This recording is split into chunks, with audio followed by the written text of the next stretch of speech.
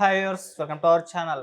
So junior NTR గారు రాజకీయాల్లోకి వస్తారా రాదా అని చెప్పేసి ఎప్పటినుంచో కూడా ఒక పెద్ద చర్చ అయితే జరుగుతుంది, మనకు తెలిసిందే.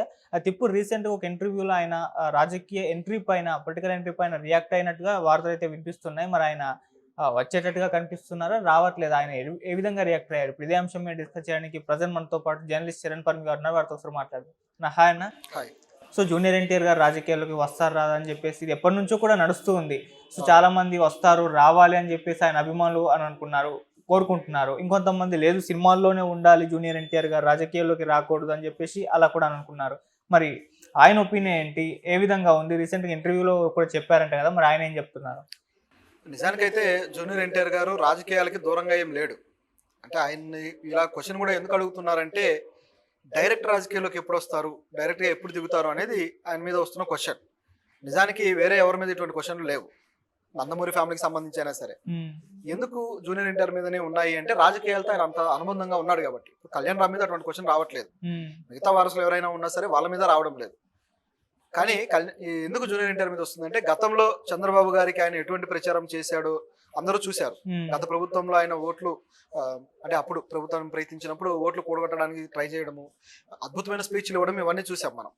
ఆ తరువాత ఒక్కసారిగా రాజకీయాల్లో దూరం అయిపోయాడు. ఈ స్థాయిలో దూరం ఏ స్థాయిలో ఉందంటే, అది కనీసం ఈసారి ఎలక్షన్లో చంద్రబాబు గారికి ఓటేయనని ట్విట్టర్లో కూడా పెట్టలేదు ఆయన. అంత దూరంగా ఉన్నాడు. అంటే ఆశ్చర్యం వేసింది అందరికీ, ఎందుకు ఈ విధంగా ఉందని. తర్వాత ప్రభుత్వం గెలిచిన తర్వాత అందరికీ కాంగ్రెస్ చెప్తూ పెట్టాడు. పవన్ కళ్యాణ్కి, చంద్రబాబు గారికి, బాలయ్య గారికి, అందరికీ కాంగ్రెస్ చెప్తూ.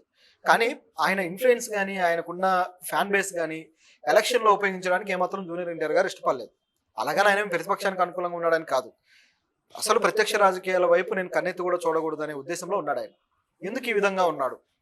మరి ఇప్పుడు ఏం మాట్లాడారని చూస్తే, ఇప్పుడు కూడా ఒక మీడియా పర్సన్ అడిగిన ప్రశ్నకి ఆ ఇంటర్వ్యూలో ఆయన ఇటువంటి సమాధానమే చెప్పాడు. నేను ఆల్రెడీ రాజకీయాలు అనేవి ప్రస్తుతానికి నాకు దూరం. నేను సినిమా ఇండస్ట్రీకి 17 ఏళ్ల వయసులోనే హీరోగా వచ్చాను. అప్పటి నుంచి కూడా నా దృష్టి అంతా నటన మీదే ఉంది, నటుడిగా ఎదగాలనే ఉంది తప్పితే రాజకీయాల పరంగా లేదు. ఇప్పుడు నేను ఓట్లు ఇవన్నీ పక్కన పెడితే నా కోసం టికెట్లు తెగుతున్నాయి, ఇది నేను బాగా ఎంజాయ్ చేస్తున్నాను. సో ఇంకా నా భవిష్యత్ ప్రయాణం కూడా దీని మీదే అన్నట్లుగా ఆయన వ్యాఖ్యలు చేశారు. అంటే నటుడిగానే నేను కొనసాగుతాను, రాజకీయాల జోలికి అయితే వెళ్ళను అన్నట్టుగా ఆయన మాట్లాడాడు. అయితే దీంట్లో ప్రస్తుతం ఉన్న పరిస్థితులను బట్టి ఆయన ఆ విధంగా మాట్లాడారనేది మనం అంచనా వేయచ్చు. అంటే నిజంగా అసలు రాజకీయాల మీద ఇంట్రెస్టే లేదా అనేది మనం నమ్మలేం. ఎందుకంటే ఆయనకి సోషల్ అవేర్నెస్ అనేది ఉంది, రాజకీయాల గురించి స్పందిస్తూ ఉంటాడు కూడా. ఇప్పుడు ప్రతిదీ కూడా కాంట్రవర్సీ అవుతుంది కాబట్టి సైలెంట్ అయిపోయాడు. మొన్న విజయవాడ వరదలు వచ్చినప్పుడు కూడా, తెలంగాణ విజయవాడ వరదలు వచ్చినప్పుడు కూడా సినిమా ఇండస్ట్రీ నుంచి అందరికన్నా ఫస్ట్ రియాక్ట్ అయిన వ్యక్తి ఎవరయ్యా అంటే జూనియర్ ఎన్టీఆర్ గారు. మొదటగా ₹1 ప్రకటించేశారు. అటువైపు ఏపీకి 50 లక్షలు, అలాగే తెలంగాణకి 50 లక్షలు. రెండోది వచ్చేసి, కొత్త ప్రభుత్వం వచ్చిన తర్వాత సినిమాల పరంగా ఫస్ట్ ఒక జీవోని తీసుకొని దానివల్ల బెనిఫిట్ పొందినది ఎవరయ్యా అంటే జూనియర్ ఎన్టీఆర్ గారు. ఎందుకంటే గత 3 నెలల్లో ఒక్క పెద్ద స్టార్ హీరో కూడా సినిమా రిలీజ్ చేయలేదు. ప్రభాస్ కలికి చేశాడు అనుకోండి, అది కాకుండా ఇంకా లేవు. అయితే ఈ సినిమాకి సంబంధించి జూనియర్ ఎన్టీఆర్ జీవో తీసుకొచ్చుకొని, అంటే ప్రభుత్వం నుంచి బెనిఫిట్ షోలకు కావచ్చు, అదేవిధంగా టికెట్ రేట్లు 10 రోజుల పాటు పెంచుకోవడానికి అనుకూలత కావచ్చు, ఇవన్నీ కూడా సాధించగలిగారు. సో దీన్ని బట్టి చూస్తే ఈ ప్రభుత్వంతో ఆయన ఏ విధంగా ఉన్నాడని మనకు అర్థమవుతుంది.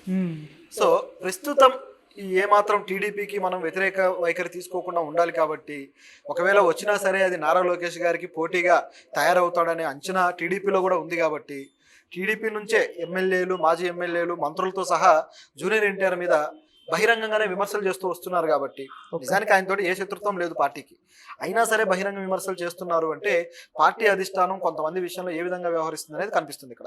జూనియర్ ఎన్టీఆర్ విషయంలో కూడా పార్టీ అధిష్టానం ఇటువంటి ఒక భావజాలంతో ఉంది. అంటే జూనియర్ ఎన్టీఆర్ మీద విమర్శలు చేస్తే దాన్ని పార్టీ అంటే ఎంకరేజ్ చేస్తుంది, లేకపోతే ఈ విధంగా చేయరు. అదే చిరంజీవి మీద ఏమైనా విమర్శలు ఉన్నాయా? టీడీపీ నుంచి లేవు కదా. పోనీ ఇంకెవరైనా నాయకుల మీద ఉన్నాయా? ఎవరి మీద లేవు. మరి ఎందుకు ప్రత్యేకంగా జూనియర్ ఎన్టీఆర్ ప్రస్తావనకు వస్తాడు? ఎందుకు ఆయన మీద విమర్శలు ఉంటున్నాయి అంటే, టీడీపీలో లోకేష్ గారికి ఒక లీడర్గా ఎలివేషన్ ఇవ్వాలి అంటే జూనియర్ ఎన్టీఆర్ రాకుండా ఉండాలి. దానికోసం మెంటల్గా ప్రిపరేషన్ అనమాట. టీడీపీని ఆయన డిజోన్ చేసుకోవడానికి వీళ్ళు చేస్తున్న పని. అంటే టీడీపీతో నాకు సంబంధం లేదు అని ఆయనే డిజోన్ చేసుకోవాలని. ఎందుకంటే గతంలో కూడా ఈ తరహా రాజకీయాలు చేశారు.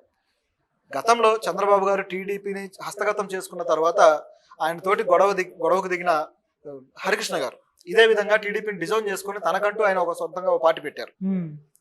అది ముందుకు తీసుకువెళ్ళలేక అక్కడ ఫెయిల్ అయ్యారు. ఫెయిల్ అయిన తర్వాత హరికృష్ణ గారు మళ్ళీ చంద్రబాబు గారితో చేతులు కలపాల్సి వచ్చింది. అంటే ఆయన్ని ఆ విధంగా బుజ్జగించి హరికృష్ణ గారిని రాజ్యసభకు పంపించారు చంద్రబాబు గారు. సో ఇంత జరిగింది.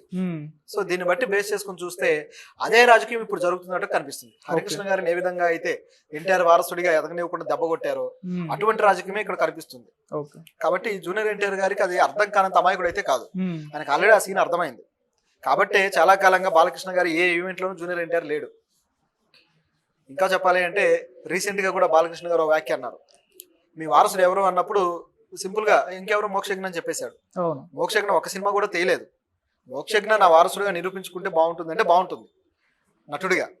అలా కాకుండా డైరెక్ట్ మోక్షజ్ఞ అనేసాడు అంటే దాని అర్థం ఏంటంటే ఆ లెగసీ అనేది, ఎన్టీఆర్ లెగసీ అనేది, బాలయ్య లెగసీ అనేది నా పిల్లలే కంటిన్యూ చేస్తారు తప్పితే మరొకరికి ఆ లెగసీ అనేది వెళ్ళదు అని ఆయన చెప్పదగిన ఉద్దేశం ఆయన చెప్పాలనుకున్నది. నిజానికి యాంకర్ అడిగిన దాంట్లో, ఆ ప్రశ్నలో యాంకర్ అడిగిన దాంట్లో ఉద్దేశం వేరు. అతను సీనియర్ ఎన్టీఆర్ గారి వారసుల్లో ఎవరు మెయిన్ అనేది ఆయన అడిగిన క్వశ్చన్. ఎవరిని ఆయన స్థాయి పర్ఫార్మెన్స్ కావచ్చు, లేకపోతే ఆయన స్థాయి నట జీవితానికి సంబంధించి ఆయన పేరు నిలబెట్టిన వాళ్ళు ఎవరు అనేది ఆయన క్వశ్చన్ లో ఉన్న అర్థం, అంతరార్థం. కానీ బాలయ్య గారు తెలివిగా ఈ ఆన్సర్ చెప్పారు. నిజానికి ఆ క్వశ్చన్ అడగటంలోనే చిన్నపాటి పొరపాటు ఉంది. ఎందుకంటే ఎన్టీఆర్ వారసుడు బాలయ్య, బాలయ్య వారసుడు మోక్షజ్ఞ అనేది ఆ లిటరల్ వారసత్వం ఏదైతే ఉందో దానికి తగ్గట్టుగా అడిగినట్టు ఆ క్వశ్చన్. కానీ అది కాదు. నటుడిగా ఎవరు వారసుడు అన్నప్పుడు ఆ నటన మాత్రమే కౌంట్ చేసుకోవాల్సిన పరిస్థితి ఉంటుంది. అలా చేసినప్పుడు ఆటోమేటిక్ గా జూనియర్ ఎన్టీఆర్ గారి పేరు ప్రస్తావనకు వస్తుంది. అది నందమూరి ఫ్యాన్స్ అడిగితే చెప్తారు. కానీ బాలయ్య గారి స్ట్రాటజీ వేరు కాబట్టి ఆయన ఆ విధంగా రియాక్ట్ అయ్యాడు. ఇక్కడ కూడా కొంత క్లారిటీ అయితే వచ్చింది, బాలయ్య ఎన్టీఆర్ పట్ల ఎటువంటి దృక్పథంతో ఉన్నాడు అని. సో ఇవన్నీ కూడా జూనియర్ ఎన్టీఆర్కి తెలుసు కాబట్టి ఇప్పటికిప్పుడు తాను రాజకీయాల పట్ల దృష్టి పెట్టి ఏదైనా అడుగు పెట్టినా తన పట్ల, తన సినిమాల పట్ల, తన కెరీర్ పట్ల దెబ్బ కొట్టడానికి వీళ్ళు ఏమాత్రం వెనుకాడరని కూడా ఆయనకు తెలుసు కాబట్టి కాస్త ఆలోచిస్తున్నాడు. రెండోది, తాను కూడా కెరీర్లో ఇప్పుడిప్పుడే పై స్థాయికి వెళ్తున్నాడు. గత 10 ఏళ్లుగా జూనియర్ ఎన్టీఆర్ గారి కెరీర్ ఒక దశకు వచ్చేసి స్తబ్దుగా ఉండిపోయింది నిజం చెప్పాలంటే. ఆయన ఎప్పుడో పీక్ చూసేశాడు, సింహాద్రి టైమే పీక్స్ చూసేశాడు. అంత పెద్ద స్టార్గా ఎదిగిన తర్వాత ఆ టైంలో ప్రభాస్లు కానీ లేకపోతే పెద్ద పెద్ద స్టార్లు కూడా ఈ స్థాయి పర్ఫార్మెన్స్ ఇచ్చి నిలబడ్డ వాళ్ళు లేరు. మహేష్ బాబు గారు కానీ చాలా మంది, అల్లు అర్జున్ గారు కానీ ఎవరు కూడా. అటువంటి టైంలోనే జూనియర్ ఎన్టీఆర్ అంత గొప్ప ఇమేజ్ చూశాక ఆ తర్వాత కొంతకాలానికి స్తబ్దుగా అయిపోయాడు. ఒక ఇమేజ్ వచ్చేసింది, అక్కడే ఉండిపోయాడు. ఇక ఎదుగుదల అనేది లేదు నిజం చెప్పాలంటే. ఈ మధ్య కాలంలో ఒక్కసారిగా ఆయన పాన్ ఇండియా రేంజ్ కావచ్చు, గ్లోబల్ స్టార్ ఇమేజ్ కావచ్చు, ఇవన్నీ కూడా ఆయన్ని బాగా ఎక్స్ప్లోర్ చేశాయి. ఇంకా చెప్పాలంటే ఇతర రాష్ట్రాల నుంచి ఎన్టీఆర్ గారి నటనను ఇష్టపడే వాళ్ళు పెరిగారు. మామూలుగా ఆ ఫ్యానిజంలో లేకపోతే ఆ వ్యక్తి యొక్క ఏదో ఒక స్పెషాలిటీని ఇష్టపడడం వేరు. ప్రభాస్ ఉన్నాడు, ఆయన కటౌట్నే ఇష్టపడతారు. మిగతా వాళ్ళలో ఒక డాన్స్ను, ఒక ఏదో ఒక కోణం ఉంటుంది. కానీ జూనియర్ ఎన్టీఆర్ గారిని ప్యూర్గా నటుడిగా ఇష్టపడతారు ఇతర రాష్ట్రాల వాళ్ళు. అలా తన ఇమేజ్ని పెంచుకుంటూ ఉన్నాడు. ఇటువంటి తరుణంలో వేరే స్టెప్, రాజకీయాల వైపు ఏదైనా స్టెప్ తీసుకుంటే కెరీర్ కలాస్ అయ్యే ప్రమాదం ఉంది. ఆయన కెరీర్ మీద దృష్టి పెట్టి పెద్ద స్టార్గా, ఇంకా పెద్ద స్టార్గా ఎదగాలనే ఆలోచనలో ఉన్నారు. నెక్స్ట్ ప్రభాస్ అనే ఇమేజ్ తెచ్చుకోవడానికి ఆయన ప్రయత్నం చేస్తున్నాడు. నెక్స్ట్ ప్రభాస్ అని ఎందుకు అనాల్సి వస్తుందంటే, ప్రభాస్ గారు నిజం చెప్పాలంటే ఎన్టీఆర్ కన్నా జూనియరే ఇది సినిమా ఇండస్ట్రీలో అడుగు పెట్టిన టైంలో. కానీ ఇప్పుడు ప్రభాస్ గారు దేశంలోనే బిగ్గెస్ట్ స్టార్. షారుఖ్ ఖాన్ గారి కన్నా కూడా బిగ్గెస్ట్ స్టార్, దాంట్లో ఎటువంటి సందేహం లేదు. సో అటువంటి ఇమేజ్ తెచ్చుకోవడం కోసం మన తెలుగు నటులు ప్రయత్నిస్తూ ఉన్నారు. వాళ్ళలో అల్లు అర్జున్ గారు, తర్వాత జూనియర్ ఎన్టీఆర్ గారు, రామ్ చరణ్ గారు, వీళ్ళందరూ ఉన్నారు. యశ్ కూడా, కర్ణాటక నుంచి యశ్ కూడా. సో ఇప్పుడు ఈ దేవర సినిమా తోటి కూడా అటువంటి ఇమేజ్ కొంత అందుకోగలిగాడు. ఎందుకంటే సోలో హీరోగా ఈయనకు 6 సంవత్సరాల తర్వాత సినిమా ఇది హిట్ కూడా కొట్టాడు. సో నార్త్ లో కూడా ఇమేజ్ పెరుగుతూ ఉంది. కాబట్టి ఇవన్నీ దృష్టిలో పెట్టుకుని ఆయన ఈ వ్యాఖ్యలు చేశాడు. అయితే ఇవి పూర్తి స్థాయిలో ఆడియన్స్ ఏదో నిరుత్సాహపడే అవసరం కూడా లేదు. ఖచ్చితంగా ఇంకొక 4 ఏళ్ల తర్వాత మళ్ళీ నెక్స్ట్ ఎలక్షన్ వచ్చేసరికి ఆయన స్ట్రాటజీ మారచ్చు. ఎందుకంటే అప్పటికి ఆయన 45 ఏళ్ళు వచ్చేస్తాయి. ఇప్పుడు 40లో ఉన్నాడు ఆయన, 45 ఏళ్ళు వచ్చేస్తాయి. అప్పుడు ఇక స్ట్రాటజీ మార్చుకొని నెక్స్ట్ 5 ఏళ్ళకి 50 ఏళ్ళు అడుగుపెట్టే లోపే ఆయన ప్రణాళికలన్నీ కూడా సెట్ చేసుకోవచ్చు. ఖచ్చితంగా 10 ఏళ్ల తర్వాత జూనియర్ ఎన్టీఆర్ గారిని రాజకీయాల్లో చూసే అవకాశాలు